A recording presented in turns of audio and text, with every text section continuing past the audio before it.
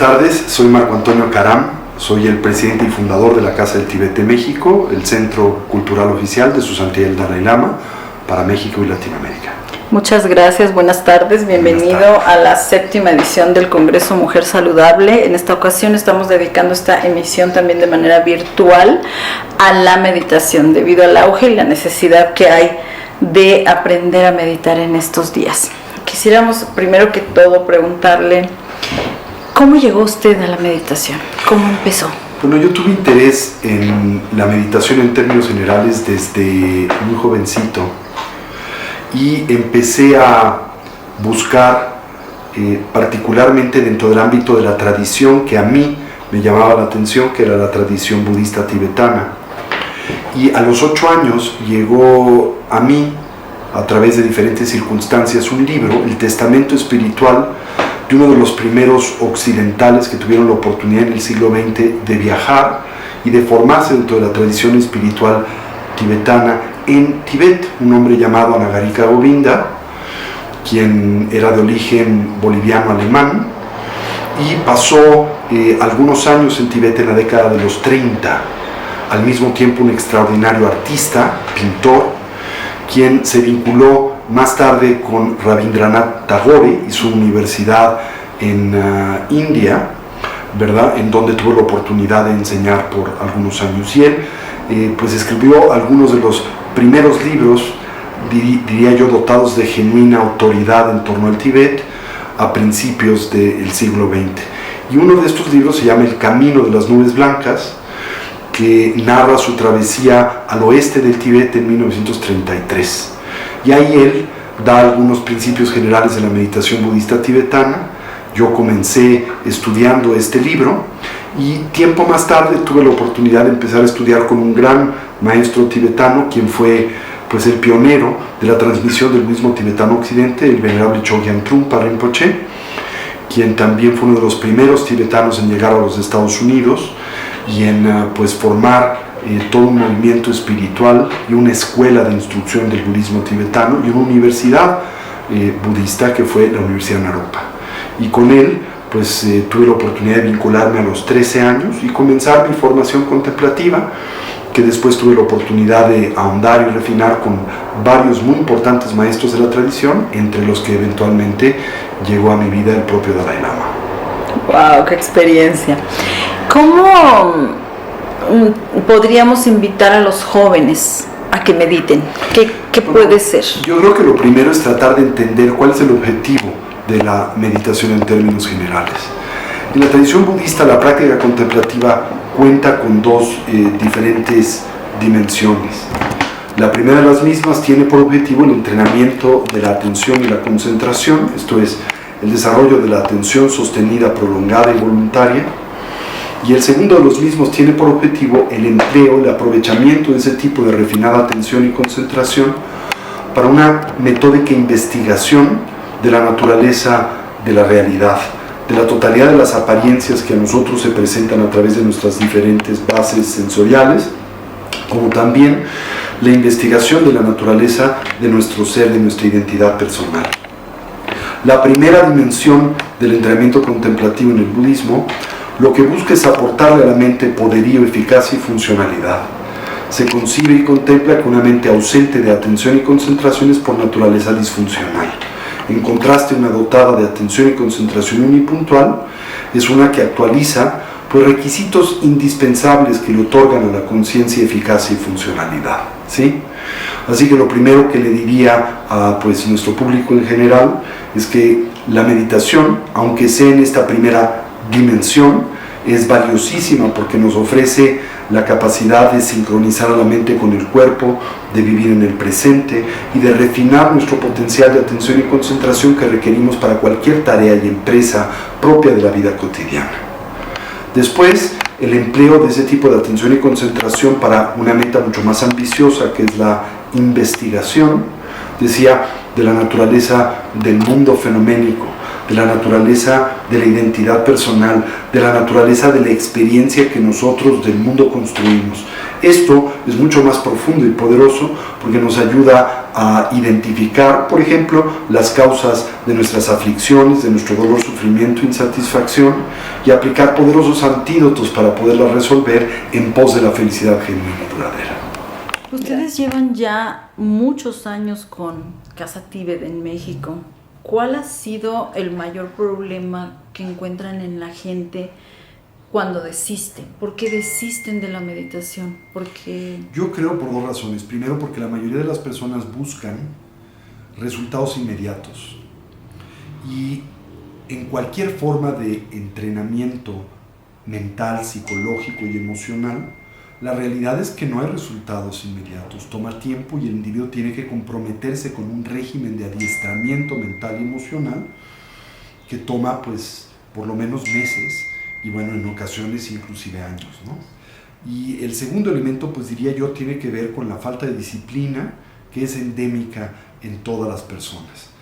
Y la meditación es una formación, es un entrenamiento que requiere de asiduidad, que requiere de ejecutarse diariamente, como cualquier otro tipo de adiestramiento como pudiese ser el físico. Entonces creo que estas dos variables son las que explican el por qué algunas personas desisten de la formación contemplativa. Por un lado, porque buscan resultados inmediatos. Dos, porque no tienen disciplina al ejercer ese tipo de entrenamiento. Y quizá tres y último, porque tienen muchas fantasías vinculadas a la meditación que no corresponden al objetivo de la misma. ¿cuáles son esos mayores mitos de la meditación? Yo creo que la gente asocia la meditación con un proceso de relajación. Y si bien la relajación es un prerequisito para la práctica contemplativa, no es el objetivo de la práctica contemplativa. Otras personas conciben que meditar tiene por objetivo el poner la mente en blanco. Y bueno, hay un dicho en la tradición tibetana que intenta clarificar ese punto de vista y plantea que el poner la mente en blanco le deja al individuo con la mente en blanco, ¿sí? El objetivo de la práctica contemplativa no es dejar de pensar, sino refinar el potencial cognitivo y hacer que éste pueda manifestarse de forma atenta, concentrada, dotada de inteligencia y capacidad de discriminación, ¿sí? Otras personas piensan que meditar es fantasear todo tipo de cosas, y eso tampoco tiene mucho que ver con el objetivo de la práctica contemplativa. Como comentaba previamente, la meditación tiene primariamente dos objetivos en el contexto budista: el refinamiento de la atención y concentración, la focalidad de la concentración en el individuo, y después la investigación metódica de la naturaleza de la experiencia que en el mundo tenemos. Definitivo. Otro problema que suele tener mucha gente con la meditación es que la asocian con la religión. Sí. ¿Cómo aclararles que lo tienen que ver? Hay sistemas meditativos que están profundamente entintados de ideología, indudablemente, ¿verdad? Y para involucrarse con ellos, pues uno tiene que vincularse con esa ideología per se. En el caso de la tradición budista, que es una tradición que no es religiosa en realidad, ¿verdad? Es más bien una ciencia de la conciencia, podríamos decir. La meditación no está vinculada a elementos ideológicos. Se utiliza, insisto, para refinar la atención y concentración, lo cual cualquier persona puede ser independiente de su ideología o de su filiación religiosa, y para investigar primariamente la naturaleza del sufrimiento y la posibilidad de su trascendencia, lo cual pues no está vinculado a elementos religiosos. Gracias. Otro tema muy importante de la meditación es esto de purificar los pensamientos. ¿Cuál es el camino que siguen aquí para trabajar esta Bueno, en la práctica de la meditación tibetana hay una dimensión que se llama meditación de purificación.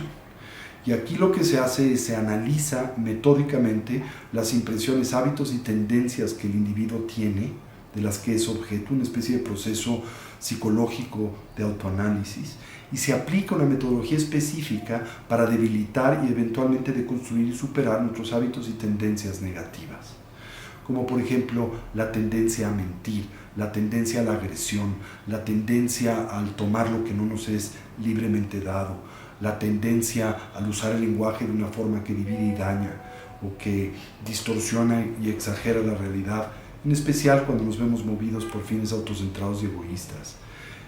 se analizan esas tendencias y se aplica una metodología especial que utiliza la visualización, utiliza el empleo de mantras o palabras de poder para deconstruir y debilitar esos hábitos y tendencias y sustituirlos por positivos.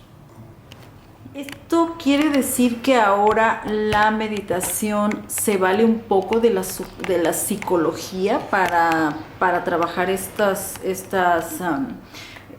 purificación de los pensamientos? No, yo diría más bien que la psicología se vale de la meditación. La tradición contemplativa budista tiene 2550 años y precede por milenios a la estructura de la psicología occidental. Pero la psicología occidental y particularmente los movimientos de extracción humanistas, la psicología positivista, la psicología transpersonal, todas abrevan de la tradición. ¿Qué mensaje le darías a las personas que están en búsqueda de un nuevo camino y que quieren encontrar todo en la meditación?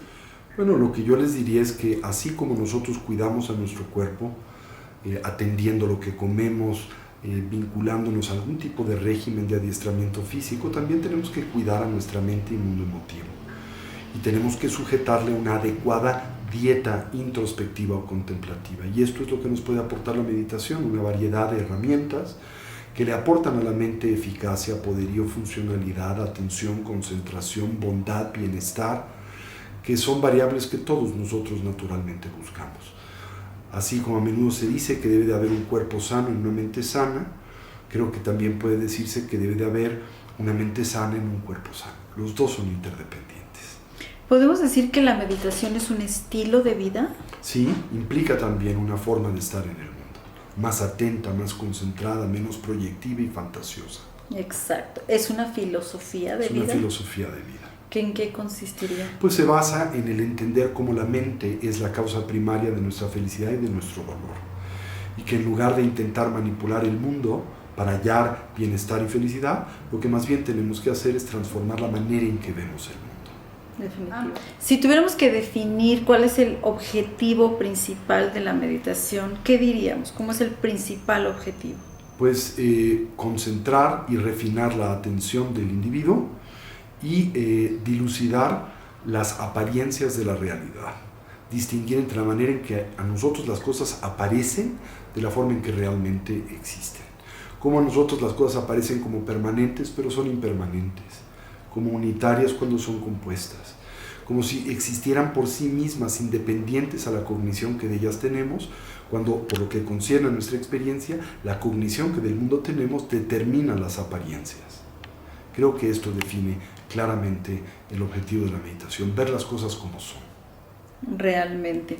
¿Cómo crear el hábito de la meditación cuando eres una persona no disciplinada, no constante, no paciente? ¿Realmente una persona así puede lograrlo? Cualquier persona puede refinar la atención y la concentración, pero tiene que tener convicción de la importancia que esto tiene, la relevancia que tiene en su vida. Y si nosotros tenemos suficiente convicción de la importancia que ese adiestramiento debe de tener y lo positivo que puede aportar a nuestras vidas, el hallar media hora al día para involucrarnos con ese entrenamiento no es nada difícil. A la larga, ¿cuáles son los beneficios de la meditación? Una mente atenta, concentrada, salud mental y salud emocional, salud física, una mente más objetiva y quizá la más importante, la consecución del bienestar genuino y duradero, que depende no de lo que nosotros tomamos del mundo, sino de lo que traemos a este en consecuencia de la sincronía entre la mente y el cuerpo, y una mente dotada de sabiduría que entiende la manera en que las cosas son. Otro aspecto muy importante de la meditación es la respiración. Bueno, hay una relación entre nuestros estados mentales y nuestro ritmo respiratorio naturalmente. No es nada misterioso, ustedes podrán avalar como cuando nuestra respiración está agitada, también suele agitar a la mente. Cuando nuestra respiración se encuentra calma, pues naturalmente también lo está la mente y el propio individuo. Así que la primera técnica de meditación que se enseña en la tradición budista es descrita como anapanasmriti en la lengua sánscrita, que quiere decir la recolección del respirar. Y es una técnica muy simple de meditación en donde lo que se instruye es que el individuo atienda el proceso natural de la respiración sin controlar ni manipularlo, que vincule su atención al mismo. cualquier idea, cualquier sensación o estímulo que surja, que la libere, deje pasar, no se permita verse secuestrado por la misma y traiga recurrentemente la atención al flujo natural de la respiración. Gracias. Sabemos que hay muchos tipos de meditación. Ustedes, primero, ¿cuál practican? Y segundo, ¿cuáles serían las diferencias básicas entre los tipos de meditación? Bueno, en la tradición budista decía, hay dos diferentes familias de prácticas de meditación. Lo que se llama el samadhi del shamatha y el samadhi del vipassana, ¿sí? El samadhi del shamatha se refiere a la cercana aplicación de la atención orientada a la concentración. Y el objetivo de ese tipo de, instrucción meditativa es el fortalecimiento de la concentración unipuntual. ¿Por qué? Porque la mente constantemente se ve secuestrada por sus tendencias a distraerse con el futuro o el pasado. Y rara vez está presente y en sincronía con el aquí y el ahora. Y con el cuerpo que mora en el presente. Así que estas técnicas de meditación tienen efecto como objetivo entrenar a la persona a la atención y la concentración. Y la segunda es la familia de prácticas meditativas que tienen que ver en esencia con el autoanálisis. Vipassana quiere decir un ver perfecto, profundo, una capacidad de entendimiento discriminativo. Y lo que busca es distinguir las concepciones ordinarias que tenemos del mundo y de nosotros de aquellas que realmente corresponden con la realidad. Esta es, digamos, la tecnología meditativa budista por excelencia, mientras que la primera está presente en muchas diferentes tradiciones contemplativas. Hay mucha información hoy en día que la gente piensa que las meditaciones todas son dirigidas con una voz que te guía. Sí. Yo les digo a mis alumnos que eso es al principio, que si no nunca van a lograr nada si no meditan en silencio. Así es, en efecto. ¿Cómo sería o cuánto tiempo o cómo recomendarías tú que inicien en la meditación? Bueno, ¿Es primero, bueno la meditación esencial dirigida? Es tener una muy buena instrucción de meditación, una fidedigna, profesional y adecuada, no fantasiosa o esotérica, ¿verdad? Y después, al inicio, como bien mencionas, pues uno requiere de una guía oral de meditación, pero la idea es que eso sea temporal y eventualmente cuando uno entiende y aprende la técnica, la ejecute por sí mismo. Después las meditaciones deben ser en silencio. En silencio, así es. Otra cosa que nos preguntan mucho es, ¿en cuánto tiempo voy a ver resultados? Es que vivimos en una inmediatez que la gente quiere ver ya resultados, ¿no? Si la persona es disciplinada y medita por lo menos media hora todos los días, yo diría que en cuestión de 3 meses va a haber resultados favorables. ¿Y cuáles serían esos resultados? Menor ansiedad, mayor atención, mayor equilibrio interior y mayor bienestar interno. Se habla mucho de que la meditación te lleva a encontrarte con tu ser interno, con tu ser superior, con tu Cristo interno, con tu Buda interno, como lo quieras llamar. ¿Podría ser uno de los objetivos de la meditación? No, la meditación es por naturaleza una iniciativa y entrenamiento introspectivo. Mientras que gran parte de las actividades que nosotros en la vida ejecutamos son extrovertidas, están volcadas hacia afuera. La meditación es un análisis volcado hacia adentro y por lo tanto, pues naturalmente acerca al individuo a su fuero interno y en ese contexto a su dimensión espiritual más sutil y más poderosa. Muchas gracias. Pues el mensaje que tú nos quieras dejar para los amigos del Congreso Mujer Saludable, que este año están recibiendo una emisión especial toda dedicada a la meditación. En alguna ocasión alguien me preguntaba que cómo podíamos meditar en el seno del mundo actual, ordinario y pues discursivo, ¿verdad? Y yo le contestaba a esta persona lo contrario, ¿cómo podemos vivir en este mundo sin meditar? ¿Sí? Creo que la meditación es ya hoy en día una herramienta indispensable para poder reclamar sanidad en el mundo caótico en el que vivimos. Definitivamente, muchas gracias. Muchas gracias. Gracias.